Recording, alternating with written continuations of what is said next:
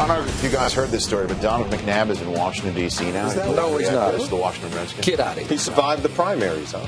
He did. As an incumbent. He got out of Pennsylvania. That's right. As an incumbent. That's right. big. You see, he's the Arlen Specter. No, I guess he's the Joe Sestak of right. football. All right, we'll get off the hardball and get to the pigskin. Here's what he had to say from Washington OTAs on Wednesday. Something in which I wanted to do was to make sure to be around these guys and working, and these guys can see me work and how I prepare, and we all can kind of be on the same page earlier than later. So then, McNabb is in D.C., and he didn't want to go from Philadelphia, but if he had to go, what a spot to land in. Yeah. And Kevin Kolb has wanted this for a very long time. He's got this opportunity. Which guy is in the better situation in 2010?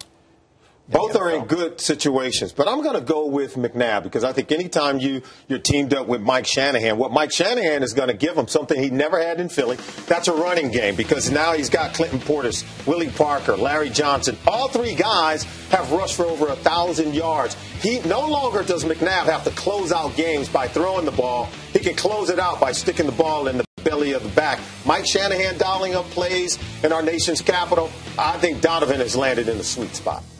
You know what? Donovan I think is the best quarterback, but the best situation for me is Kevin Kolb. I mean, you look at what they're so young and they're so explosive on offense. You got Macklin, you got Fraxton Jackson, you got McCoy, you got Selleck.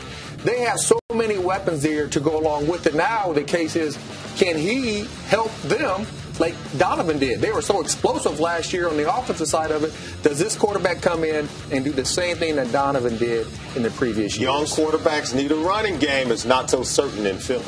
So let's take this template and apply it to some other situations in the NFL. Anquan Boldin's been wanting to get either a new deal or out of Arizona. He got both to Baltimore. Brandon Marshall's either wanted out of Denver or a new deal, and he got both to Miami. Which wide receiver Solomon's in a better situation? Hard to argue against Anquan Boldin with all the weapons around him, but I'm going to go with Brandon Marshall because he is the straw that stirs the drink.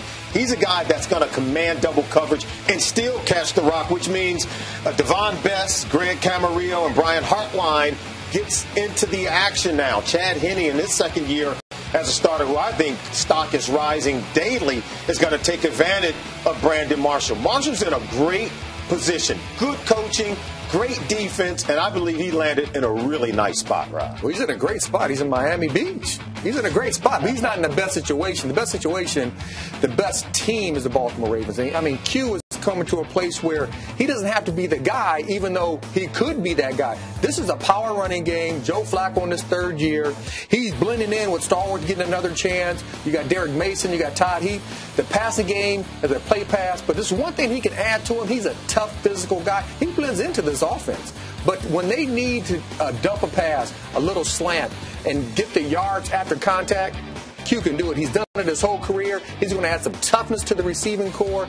This is a good pickup for the Baltimore Ravens. And if you think about it, if you were thinking about when Boldin was either going to stay or go, if he was going to go, you would assume he would have been going to a team where he'd be the number one guy with so much heaped upon him.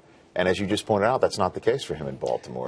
But I think this is a great place for him. He's going to fit in perfect, and I think he can really elevate Joe Flacco's game to the next level. Let's talk defense. Antrell Roll, formerly of Arizona, just like Anquan, is now on the East Coast. He's the highest paid defensive back for the New York Giants, and you've got another new defensive back sharing the same building, and Antonio Cromartie. What do you think is a better situation for these defensive backs? As a former defensive back, I know what defense I would want to play in. I would want to play for Rex Ryan because Rex is going to dial up some things that are going to force the quarterback to hurry throws. And if you're Antonio Cromartie, you're going to be able to jump some routes and make some picks.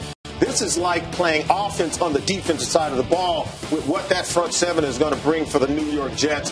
And obviously playing opposite of Darrelle Revis, you're going to have a chance to get your hands on a lot of balls. So I believe Antonio Cromartie landed in a really wonderful spot in that Jets secondary. Yeah, but you look at what the Giants have on defense. That defense is an aggressive defense. Yeah, they always talk about the front four, but they like to get after the quarterback also. And I think bringing in Roll to the Giants, it gives them opportunity to say, you know what, we don't need to get into our nickel. Because when they go three wide, we can take our safety, bring him down into the slot, and cover the slot. That's a value commodity in the National Football League like never before, because now you can't, the offense is not going to dictate to the defense when we got to get out of our base defense and go to nickel. They can stay in their base, and that's a lot better for the defense. They had to change coordinators, which tells you they've had some problems getting to the quarterback. Only 35 sacks last year. I think that's the one area of concern for that Giants defense that I have.